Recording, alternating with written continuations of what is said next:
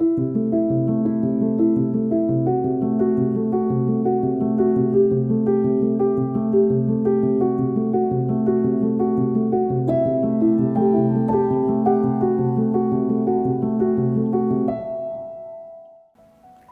कलिकाल कठिन उर्गारी, पाप परायण सब नर नारी। अर्थात कलयुग का समय बहुत कठिन है। इस युग में सभी स्त्री पुरुष पाप में लिप्त रहते हैं। नमस्कार, स्वागत है आप सभी का पुस्तक प्रेमियों के इस खास कार्यक्रम मेरी कलम में। मैं हूं आपके साथ नम्रता। दर्शकों, शास्त्रों में 4 युगों के बारे में बताया गया है, जिसमें अब तक 3 युग सतयुग, त्रेता युग और द्वापर युग समाप्त हो चुके हैं। और जिस युग में इस वक्त हम अपना जीवन निर्वाह कर रहे हैं, उस युग को कलयुग कहते हैं। कलयुग को सभी युगों से ज्यादा अधर्म और पाप वाला युग माना जाता है। कहा जाता है कि जब ये अधर्म और पाप अपने चरण पर होंगे तो कलयुग के साथ साथ ये दुनिया भी समाप्त हो जाएगी और फिर शुरुआत होगी एक नए युग की। वर्तमान समय में हम अपने जीवन में इन सभी शब्दों को, जो कलयुग के बारे में हमारे शास्त्रों में वर्णित है, उन सभी शब्दों को हम साक्षात होते हुए भी देख रहे हैं। तो क्या कलयुग अपने अंतिम चरण पर आ चुका है? क्या ये समय है युग परिवर्तन का? आज जिस किताब पर हम चर्चा करने जा रहे हैं, वो किताब हमें इन सभी प्रश्नों का उत्तर देगी। इस किताब का नाम है कोड ऑफ सिटीजन्स कंडक्ट और इस किताब के ऑथर हैं हितेश चंदेल जी, जो सोशल परफॉर्मर, पब्लिक स्पीकर और defined value consultant and project युग परिवर्तन के फाउंडर और मेंटर हैं। तो चलिए बिना देर किए कार्यक्रम को आगे बढ़ाते हैं और स्वागत करते हैं हितेश चंदेल जी का। सर, आपका कार्यक्रम में बहुत बहुत स्वागत है। बहुत बहुत धन्यवाद मुझे मौका देने के लिए, आपको भी और पीएमसी हिंदी चैनल को भी। जी, तो सर, इस किताब पर हम चर्चा करेंगे जो आपने लिखी है, कोड ऑफ सिटीजन्स कंडक्ट। लेकिन उससे पहले मैं सर आपके बारे में जानना चाहूँगी कि आप क्या करते हैं और आपकी स्पिरिचुअल जर्नी वो कैसे शुरू हुई? मैं एक्चुअली एक साधारण मिडिल क्लास फैमिली में पैदा हुआ एक व्यक्ति। नॉर्मल जैसे बाकी सब लोग एक जीवन को आगे बढ़ाते हैं, तो मैं भी ऐसे ही पढ़ाई करते हुए इंजीनियरिंग में आया। कंप्यूटर इंजीनियरिंग मैंने की और उसके बाद सॉफ्टवेयर फील्ड में मैंने 14 साल का एक्सपीरियंस लिया। लेकिन कुछ घटनाक्रम ऐसा हुआ जिसने पूरी जीवन की दिशा ही बदल दी और वो धीरे धीरे करके प्रोजेक्ट युग परिवर्तन की विजन के रूप में आने लगी। तो अभी पूरी तरीके से अगर आज की डेट में देखें तो मैं 24/7 जो है प्रोजेक्ट युग परिवर्तन में ही काम कर रहा हूँ। जी, तो सर वो घटना हम जान सकते हैं कि क्या था जो आपको एक स्पिरिचुअल जर्नी की ओर ले गई? इसमें जब मैं पीछे मुड़ के देखता हूँ तो बहुत सारे ऐसे क्रमबद्ध जो है तरीके से दिखाई देता है। बचपन से ही थोड़ा सा इंटरेस्ट और कह लीजिए रुझान जो है वो भगवत गीता की तरफ जाता था। पढ़ना तो नहीं किया कभी उसको, लेकिन घर के छोटे से मंदिर में उसको पूजा जाता हुआ देखा गया। तो मैंने देखा वो काफ़ी पुरानी पुस्तक थी और उसमें बहुत सी धूल जमी हुई थी। तो एक टीनेजर होते हुए भी मन में एक अजीब सा विचार आने लगा कि शायद मुझसे ज़्यादा भाग्यशाली तो ये धूल है जो पूरी किताब के साथ चिपकी हुई है। हम तो इतने अभागे हैं कि हम उसको खोल के पढ़ भी नहीं पा रहे हैं। तो एक टीनेजर के लिए, काफ़ी टीनेज में भी, बहुत अर्ली टीनेज में, तो बहुत ही बड़ा प्रश्न था ये। बट सत्य यही था कि इस तरह का प्रश्न आया। फिर उसके बाद ऐसे ही भूल गए उस बात को। फिर धीरे धीरे घटनाक्रम आगे बढ़ती रही, पढ़ाई लिखाई आगे चलती रही। फाइनली जब मैं आईटी सेक्टर में आया तो महर्षि महेश योगी ग्रुप में मुझे एक सॉफ्टवेयर इंजीनियर की जॉब मिली। तो वहाँ पर ट्रांसेंडेंटल मेडिटेशन, भावातीत ध्यान जो है वो पियोन से लेके प्रेसिडेंट तक सबके जॉब का पार्ट था। तो हमें भी वहाँ करना था, लेकिन हम उस समय थोड़ा सा मॉडर्न बातें और वो सब सॉफ्टवेयर की बातें, वर्क हार्ड पार्टी हार्डर वाली एक विचारधारा चल रही थी। तो ऐसे में हम जब वो मेडिटेशन जो कि कंपलसरी थी, तो उसमें हम एक व्यक्ति को भेज देते थे टीम में और बाकी सब लोगों की वो प्रॉक्सी लगा के आ जाता था। तो वहाँ पे भी ऐसा कुछ हुआ कि मन में स्वतः ही ये प्रश्न आया कि जब ये वाली कंपनी पूरे वर्ल्ड में भावातीत ध्यान के लिए इतनी फेमस है, इतनी जो है सारे वर्ल्ड में फैली हुई है, तो कुछ तो इसमें होगा जो कुछ वैल्यूबल हो सकता है। तो ये विचार आते ही मैंने कुछ दिनों के लिए फिर वो डिलीजेंटली, ईमानदारी से वो करना शुरू किया भावातीत ध्यान। तो 7 दिन के उस प्रयास से कुछ अंदर ऐसा घटने लगा, जो ऐसा लगने लगा कि ये मैं नहीं हूँ, मेरे अंदर कुछ और है जो जागृत हो रहा है। तो वहाँ पे ध्यान केंद्र में जो ऑब्ज़र्वर थे, जो टीचर थे, उनसे मैंने इसको जानने की कोशिश की आखिर क्या है। तो उन्होंने मुझसे कुछ 5-7 जो है प्रोबिंग क्वेश्चन किए और उसके बाद उन्होंने कंफर्म किया कि आप भावातीत अवस्था में ट्रांसेंडेंटल जोन में पहुँच गए हैं। तो अब आपको इससे आगे का एडवांस कोर्स, सिद्धि का कोर्स, वो करना चाहिए। तो मेरे लिए, जो कि एक सॉफ्टवेयर बैकग्राउंड से आया हुआ एक साधारण व्यक्ति था, तो वो सब बातें बहुत बड़ी बड़ी लग रही थी, मेरी वोकैबुलरी में फ़िट नहीं हो रही थी। लेकिन क्योंकि एक्सपीरियंस अपना था, जेन्युइन था, तो उसको झुटलाया भी नहीं जा सकता था। तो उनकी इन बातों से प्रेरित होकर कुछ जिज्ञासा बढ़ी और मैंने महर्षि पतंजलि की जो योग सूत्र है और भगवत गीता है, उसकी तरफ मेरा ध्यान आकर्षण हो गया। और उसको पढ़ते पढ़ते फिर मुझे बहुत सारे प्रश्नों के उत्तर भी मिलने लगे और ऐसा लगने लगा कि मेरा पिछले युग परिवर्तन से, जिसकी ये बुक है भगवत गीता, उससे कुछ ना कुछ संबंध ज़रूर है। जैसे एक सीक्वल के रूप में होता है ना, कि इस जन्म में आप आए हैं तो पिछले वाले एपिसोड से या पिछले वाले वर्जन ऑफ युग परिवर्तन से एक कनेक्शन बनने लगा। तो वहाँ से इस स्पिरिचुअल जर्नी की शुरुआत हुई और उसके बाद तो फिर पीछे मुड़ के देखने की ज़रूरत ही नहीं पड़ी। और लगातार मैं शास्त्र का जो है सेल्फ स्टडी भी करता रहा, मेडिटेशन भी करता रहा और नए नए जितने भी उसमें रेवलेशंस होते गए, उसको इस पुस्तक के रूप में कोड ऑफ सिटीजन्स कंडक्ट में मैंने फिर उसको लिख दिया। जी, तो सर ये तो आपकी स्पिरिचुअल जर्नी की स्टोरी थी। तो आपको इस बुक को लिखने की प्रेरणा कैसे मिली? मैं इसके बारे में जानना चाहूँगी कि क्या विचार आपके मन में आया जो आपने सोचा कि मैं अपनी स्टोरी, जिसमें आपने काफ़ी कुछ अपने बारे में बताया कि आपने डीप स्टेट ऑफ मेडिटेशन में गॉड से बात करी थी। तो कैसे आपके मन में विचार आया कि आप उन सब को इस बुक के माध्यम से पूरे संसार के साथ साझा करेंगे? बिल्कुल। भावातीत अवस्था में कुछ ऐसा होता है जिसको आप एक मूवी की तरह, आपके सामने बहुत से चित्र भी आते हैं और बहुत सी घटनाएं बहुत हाई स्पीड से आपके सामने से गुजर जाती है, जिसको कहते हैं कि वो घटना घट गई अंदर। अब वो अंदर घटी हुई घटना को बाहर निकालने के लिए व्यक्ति कोई ना कोई माध्यम का प्रयोग करता है। तो मुझे प्रेरणा हुई कि मुझे सबसे पहले इस पूरी विज़न को एक पुस्तक के रूप में लिख के पहले उस विज़न को डॉक्यूमेंट करना चाहिए, फिर उसका एक एक्शन प्लान बना के उसको इम्प्लीमेंट भी करना है। तो ये एक तरह से self guidance, internal guidance start हो गई, जिसमें एक साधारण जो हितेश था, सॉफ्टवेयर इंजीनियर हितेश था, उसका कंट्रोल बहुत कम था और जो अंदर से डिवाइन गाइडेड जो प्रोसेस चल रहा था, उसका कंट्रोल ज़्यादा था। तो बहुत सारी ऐसी चीज़ें ऐसी हुई हैं जिसको शास्त्र में भी कहा जाता है, बाकी लोग भी, कि हमको सिर्फ उस एनर्जी का चैनल बनना पड़ता है, निमित्त बनना पड़ता है। तो मैंने वो घटना घटते हुए देखी कि मैं, हितेश चंदेल, उस सारी चीज़ को होता हुआ देख रहा हूँ और इस शरीर के माध्यम से वो होती जा रही हैं। तो उसमें कर्तापन जो है, एक लंबे समय तक वो कर्तापन का भाव आया ही नहीं। तो सर आपने इस किताब में अपनी डीप स्टेट ऑफ मेडिटेशन के बारे में लिखा है कि आपकी गॉड से जो है कम्युनिकेशन हुई। तो मैं सर उस एक्सपीरियंस के बारे में जानना चाहूँगी कि जब पहली बार आपको जवाब मिलने लगा, आपके प्रश्नों के उत्तर आपको मिलने लगे, तो वो एक्सपीरियंस कैसा था? मैं चाहूँगी आप हमारे साथ साझा करें। वो एक्सपीरियंस एक ऐसा एक्सपीरियंस है जो मैं कहूँगा कि मानव जीवन में जितने भी एक्सपीरियंसेस आ सकते हैं, उसमें सबसे ऊपर शीर्ष पे जो खड़ा हुआ है वो एक्सपीरियंस है। इसलिए उस एक्सपीरियंस को कभी कभार आनंद अवस्था, ब्लिस स्टेज, सच्चित आनंद, ये सब कहा भी जाता है, क्योंकि वो एक ऐसी परिस्थिति है कि आपके मन के जितने भी सोए हुए प्रश्न हैं वो भी जागृत हो रखे हैं और जैसे ही आप वो प्रश्न ऊपर मेडिटेशन के दौरान थ्रो करते हो ईश्वर की ओर, तो उधर से उत्तर भी रिफ्लेक्शन के रूप में आने लग जाता है। तो वो लगातार जो एक ब्लिस की अवस्था बनी रहती है, वो तो अद्वितीय है, टोटली डिवाइन है। और शायद यही कारण है कि जिसको एक बार वो डिवाइन टेस्ट समझ में आ जाता है, उसको फिर संसार की जो आनंद है उसमें कम रुचि रहती है और उस एक तरह से जो आत्मा से आने वाला आनंद है उसकी तरफ वो ज़्यादा प्रेरित हो जाता है। तो मेरे साथ भी ऐसा ही होता रहा।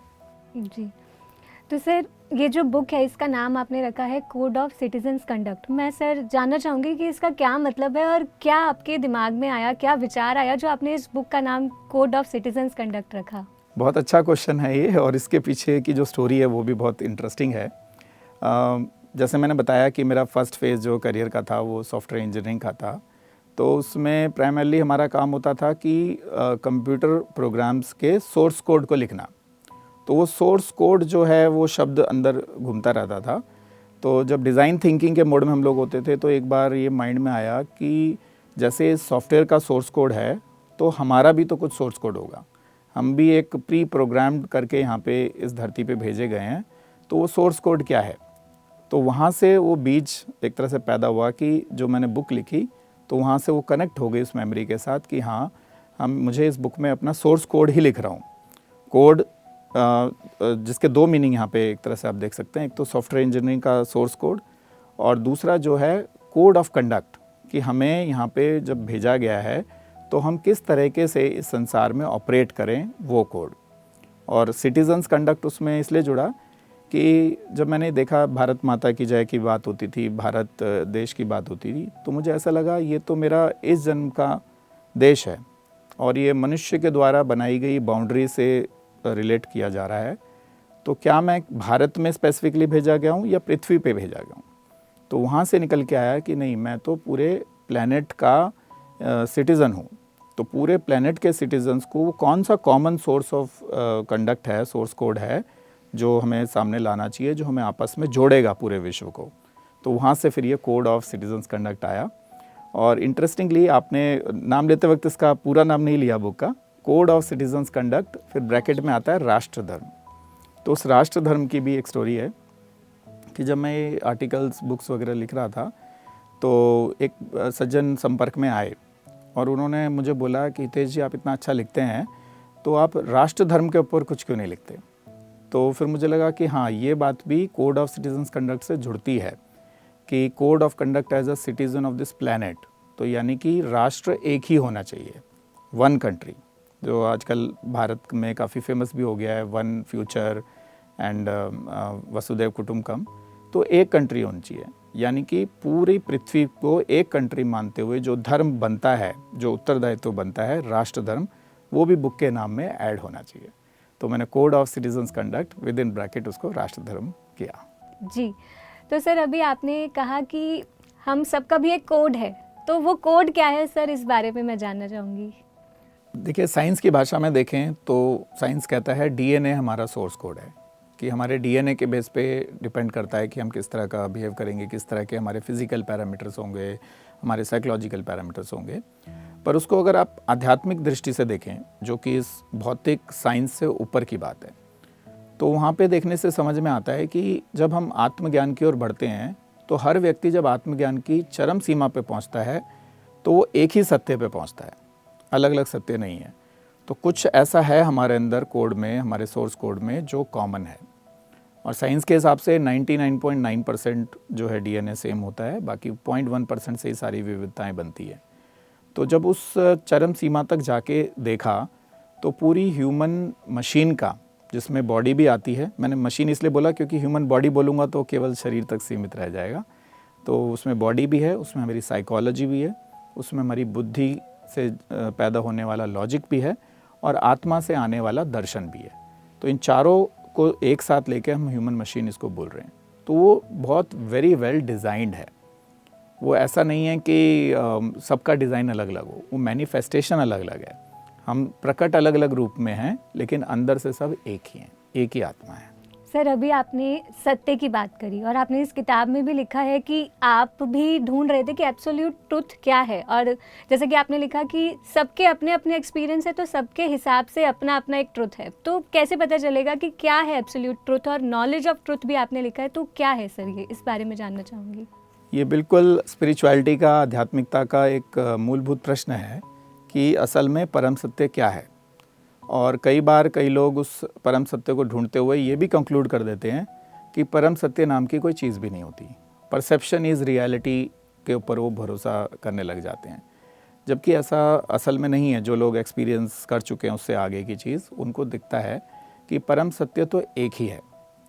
लेकिन क्योंकि इस मानव शरीर में हम उस परम सत्य और त्रिगुणी प्रकृति के मेल से बने हुए हैं, तो जो भी हमारा त्रिगुणी प्रकृति का कॉन्फ़िगरेशन है उसके हिसाब से हमारा परसेप्शन हमें अलग अलग दिखाई देता है। उसी एक परम सत्य का अलग अलग पॉइंट ऑफ व्यू। तो सत्य एक है, लेकिन उसके पॉइंट ऑफ व्यू जो है वो 800 करोड़ हो सकते हैं। जैसे आज 800 करोड़ लोग इस पृथ्वी पे हैं, तो 800 करोड़ पॉइंट ऑफ व्यू हैं। लेकिन अगर वो पॉइंट ऑफ व्यू की डायरेक्शन परम सत्य की ओर है तो एक बहुत अच्छा तालमेल बन सकता है। बेशक हम अलग अलग खड़े हों, पर हमारी अगर डायरेक्शन एक तरफ है तो और डेस्टिनेशन एक है, तो हम एक तरह से कोलैबोरेट कर सकते हैं, सहयोग कर सकते हैं और वसुधैव कुटुंबकम को भी अचीव कर सकते हैं। जी सर, इसमें मेडिटेशन का कितना इम्पोर्टेंट रोल है, मैं इस बारे में जानना चाहूँगी। देखिए, मेडिटेशन एक ऐसी प्रक्रिया है, उसके बारे में बताने से पहले एक उससे रिलेटेड मैंने कोट बनाया है, वो मैं आपको बताना चाहूँगा कि जिस चीज़ पे दोगे ध्यान वो देगी अपना ज्ञान। तो इस ब्रह्मांड में जितनी भी चीज़ बनी हुई है उनको जैसे ही आप ध्यान से देखेंगे तो आपको उसका ज्ञान होने लगेगा। जितना जितना ध्यान आपको उसका आता जाएगा या ध्यान बढ़ता जाएगा, उतना उतना वो अपना ज्ञान देने के लिए बाध्य है। इस तरह से हमारी ये प्रोग्रामिंग ध्यान और ज्ञान की हो रखी है। तो मेडिटेशन वो प्रक्रिया है, ध्यान वो प्रक्रिया है जिसके द्वारा ज्ञान प्राप्त किया जा सकता है किसी भी चीज़ का। और ये पहले के टाइम पे अगर हम एंशिएंट वर्ल्ड की बात करें तो वो लोग इस बात को बहुत अच्छे से समझ चुके थे, इसीलिए ध्यान स्टूडेंट लाइफ से ही शुरू हो जाता था। जैसे मैंने बुक में लिखा भी है, आपने अगर देखा हो, कि मैं गॉड और ऑथर के डायलॉग में बात करते करते भगवान से ये बोल रहा हूँ कि आपने ये 35 साल क्यों लगा दिए बताने में, क्यों नहीं मेरी अर्ली स्टेजेस में ही इस ध्यान का अगर आप समझ दे देते तो जो एक रॉन्ग डायरेक्शन में लंबे समय से चलते आ रहे हैं तो वो नहीं होता। तो इसलिए ध्यान का तो इसमें पूरा महत्व है। Meditation is the key in this entire process. तो सर, अगला जो मेरा प्रश्न है वो उस प्रोजेक्ट पर है जो आपने शुरू किया है, युग परिवर्तन प्रोजेक्ट। सर, इस बारे में चाहूँगी आप हमारे दर्शकों को बताएं कि क्या है ये युग परिवर्तन का प्रोजेक्ट। देखिए, इसमें जो युग परिवर्तन शब्द है वो तो मेरा दिया हुआ नहीं है, वो तो आप चारों तरफ आज की डेट में देखते ही होंगे कि लोग युग परिवर्तन की इच्छा की तो बात कर ही रहे हैं कि एक युग के परिवर्तन की आवश्यकता है। बट हमारा जो उसमें यूनिक कंट्रीब्यूशन रहा वो रहा उसमें प्रोजेक्ट शब्द को जोड़ना, और उसका कारण रहा आईटी बैकग्राउंड। तो आईटी बैकग्राउंड में जब हम कोई भी काम करते हैं तो वो प्रोजेक्ट के रूप में होता था, और प्रोजेक्ट की जब डेफिनेशन में जाएंगे तो दिखेगा कि डिफाइंड बिगनिंग और डिफाइंड एंड तक ले जाने के लिए जो परिवर्तन करना है वो पूरा परिवर्तन मिला के एक प्रोजेक्ट बनता है। तो जैसा मैंने अभी थोड़ी देर पहले भी जिक्र किया था कि डिज़ाइन थिंकिंग करते करते एक दिन ये भी माइंड में आया कि अगर पूरे विश्व को एक आइडियल स्टेट पे लेके जाना है तो कितना स्कोप ऑफ वर्क करना पड़ेगा, और उस आइडियल स्टेट को हम क्या बोलेंगे और उस प्रोजेक्ट को क्या बोलेंगे। तो उस आइडियल स्टेट का नाम निकल के आया कि ठीक है, इसको हम गोल्डन एज, स्वर्ण युग, सतयुग ये बोल देते हैं। और यहाँ से जो आज की स्टेट है वहाँ से वहाँ तक ले जाने का जो कार्य करना है उसको प्रोजेक्ट युग परिवर्तन बोलते हैं, क्योंकि हर प्रोजेक्ट का जो स्कोप होता है वो चेंज होता है, कोई ना कोई परिवर्तन वो जीवन में लोगों के लाता है। तो ये तो ऐसा परिवर्तन है, इतना बड़ा स्कोप है, तो इसका युग परिवर्तन से ऊपर तो कोई शब्द बचा नहीं। तो वहाँ से ये आया कि इसको आप प्रोजेक्ट युग परिवर्तन नाम दीजिए। और ये सब भी उसी समय हो रहा था जब ये गाइडेड जो है अपनी चरम सीमा पे थी, जहाँ पे एक नॉर्मल हितेश चंदेल का कंट्रीब्यूशन कम था और जो डिवाइन लाइट थी उसका कंट्रीब्यूशन ज़्यादा था। जी, तो सर, इस युग परिवर्तन के लिए क्या सबसे पहले हमें अपने आप को परिवर्तित करना होगा? बिल्कुल। देखिए, बाहर जो हम लोगों के मनुष्य के अलावा जो कुछ भी है वो तो भौतिक पंच तत्वों से बनी हुई चीज़ें हैं। तो वो पंच तत्वों की चीज़ें जड़ पदार्थ हैं, तो उनका सही या गलत होना हम इस बात पे ही डिपेंड करता है कि वो मनुष्य के लिए कितना सही कितना गलत है। जैसे आप एक वायु का एग्जांपल लीजिए, अगर वायु के अंदर पोल्यूशन है, ठीक है, तो उससे वायु को फ़र्क नहीं पड़ता। वायु के लिए वो एक सस्पेंडेड पार्टिकल्स हैं जो उसके अंदर फ्लो कर रहे हैं, फ्लाई कर रहे हैं, बट वायु अपने आप में वायु ही है। लेकिन उस प्रदूषण से मनुष्य को फ़र्क पड़ता है। तो ये मनुष्य की समस्या जिस चीज़ से पैदा होती है, मनुष्य उसको ठीक करने के लिए प्रेरित हो जाता है। जैसा कि necessity is the mother of invention, या आवश्यकता आविष्कार की जननी है। तो ये सारी बातें हम लोगों के साथ, मनुष्यों के साथ जुड़ी हुई हैं। तो अगर मनुष्य ही अंदर से ठीक नहीं होगा तो बाहर वो सब कुछ जो भी करेगा, जो भी उसकी अवस्था होगी उसी हिसाब से व्यवस्था पैदा करेगा। तो अगर अंदर की अवस्था ही खराब है तो बाहर की व्यवस्था भी खराब ही होती जाएगी। तो बाहर की व्यवस्था से आप इफ़ेक्ट से कॉज निकाल सकते हो कि अगर बाहर की व्यवस्था इतनी खराब हो चुकी है कि वो कलयुग की चरम सीमा तक पहुंचने लगी है, तो उसका एक ही रूट कॉज है और वो है मनुष्य की अवस्था। तो मनुष्य की अवस्था ठीक किए बिना वो होगा नहीं। तो इसलिए सारा फोकस जो है प्रोजेक्ट युग परिवर्तन का, वो मनुष्य की ही चेतना का स्तर ऊपर लाने के लिए है। जितना जितना उसका चेतना का स्तर ऊपर आएगा उतना उतना उसकी जड़ता कम हो जाएगी और उसके द्वारा लिए गए डिसीजंस और एक्शन सतयुग का और गोल्डन एज का निर्माण करेंगे। लेकिन सर, वर्तमान समय में मनुष्य को पता ही नहीं है कि उसकी अवस्था ठीक है या नहीं, क्योंकि बहुत सी उसकी ऐसी नीड्स है जो उसे पता ही नहीं है कि वो रियल है या नहीं। तो आपके अनुसार रियल नीड्स क्या है एक इंसान की, एक ह्यूमन की? बिल्कुल, देखिए कितनी एक विडंबना वाली बात है कि हमारी खुद की ही नीड्स हैं, खुद की ही आवश्यकताएं और हमें खुद नहीं पता है। क्यों नहीं पता है, इसके अगर रूट कॉज में जाएंगे तो आंसर वही निकलेगा कि ये एजुकेशन सिस्टम का उत्तरदायित्व था कि हमें वो स्टूडेंट लाइफ में सारी नीड्स को समझा दे, सिखा दे, रियलाइज़ करा दे, सो दैट उसके बाद जब हम गृहस्थ आश्रम में और आगे की लाइफ में पहुँचे कोई व्यक्ति, तो उन नीड्स की फुलफिलमेंट के लिए सही मार्ग का प्रयोग करे। लेकिन अनफॉर्चुनेटली एक लंबे समय से एजुकेशन सिस्टम में यही बेसिक चीज़ कि आखिर ह्यूमन नीड्स क्या हैं, वही ठीक से नहीं समझाई जा रही हैं। तो इस पे एक फ़िलासफ़र ने काम किया था जिनका नाम है अब्राहम मैस्लो।